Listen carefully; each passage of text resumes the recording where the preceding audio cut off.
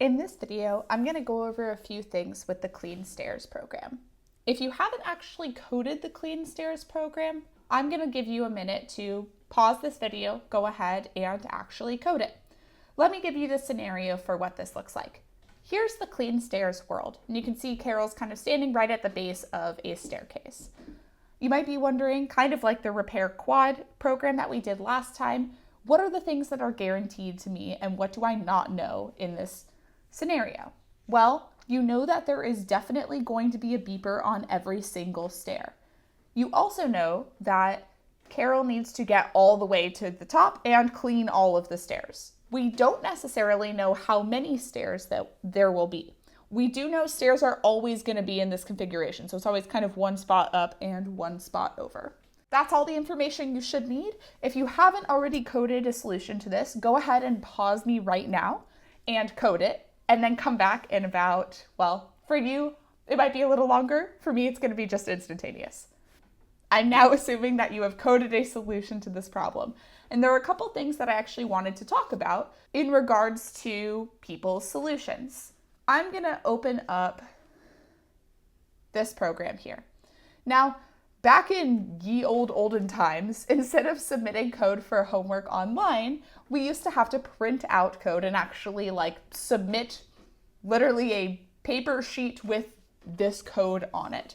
And back when that was the case, if 20 people submitted code to me that looked like this, I might actually have a hard time knowing whose code was whose. So I'm going to teach you something right now that can be pretty useful, which is something called a comment.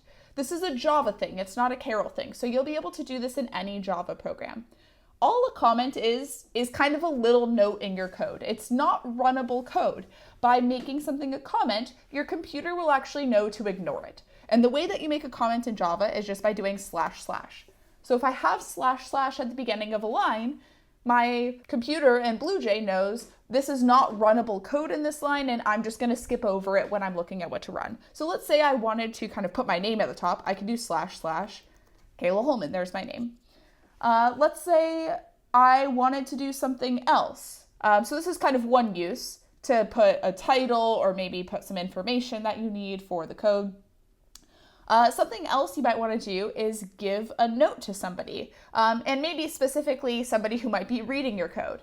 If you actually look at this code here, it probably looks pretty similar to the code that you wrote, right? This kind of climbs the stairs, but you might be wondering, what is this thing at the end? And someone actually did turn in some code to me that looked like this not too long ago. And I was kind of looking at this wondering, why did they code this?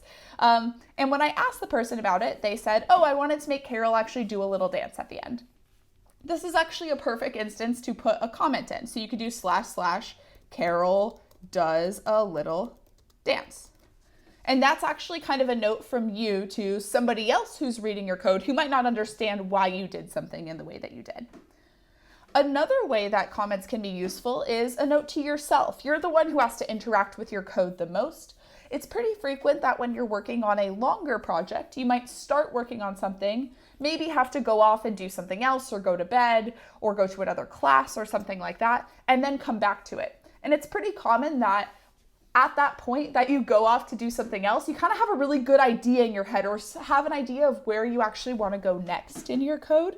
So it's really good. Maybe you could write a note to yourself was planning on making Karel be able to go down the stairs after with a method called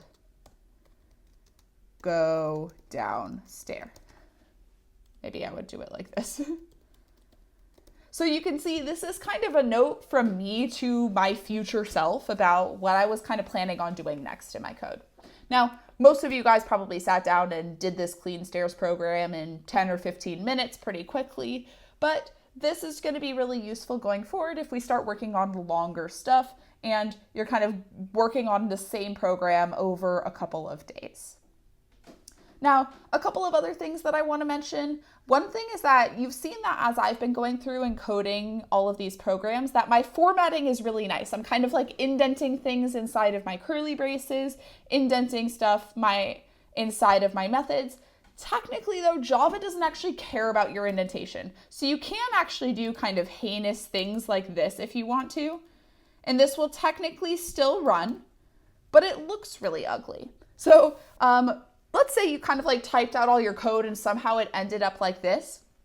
There is actually this really nice feature inside BlueJ where you can go up here to edit, and then there's an option called auto layout, and that'll actually just make everything snap back into place. It's one of my favorite features of BlueJ, super nice. One more thing I want to mention here is that someone else turned in a program that looked similar to this one, maybe without the dancing. So let's get rid of the dancing, but it looked kind of like this, but they had one other addition here. They did this.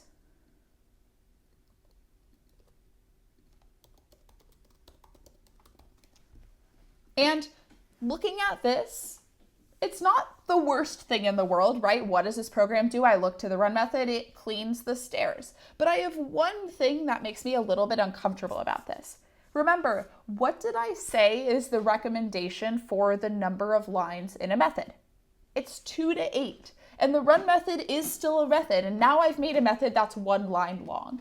So yes, you want the run method to be kind of the big picture, what's going on with your program, but you never really want to do this, which is just make a method that has a better name that's everything that goes inside the run method, right? It's kind of silly at that point to make an extra method. You're just kind of typing more things for really no reason. So let's put that back to where it was. Again, you can see that I have done decomposition here, right? I could have put the code to climb 1 stair inside of here. Technically, that still would have been within the 2 to 8 lines, but we're here practicing decomposition. Still a good idea to get in the habit of doing things like this. Decomposition is also great for another reason, which is that if you end up having a bug at some point, it's a lot easier to debug your code when you can figure out, oh, the thing that was wrong was how Karel was climbing that 1 stair. Actually, that should be in here, right? And again, it's a little silly to be overemphasizing this with such a short program, but all of these ideas hold true as we start working on longer and longer programs. Whenever you're working on code on your own, I do want you to feel free to try stuff. You don't just have to stop at making it work. Feel free to play around and do things. I don't just want you to do school. Part of the fun of computer science is that you can try things pretty easily. It's not like you're going to explode a science lab or something by mixing 2 random chemicals together. On your computer, the worst that you can do is accidentally kill Karel, which is a little sad, but really not the end of the world. So I just wanted to go over a few things, kind of some tips and tricks, go over comments, and just some things to be thinking about as you are writing code on your own.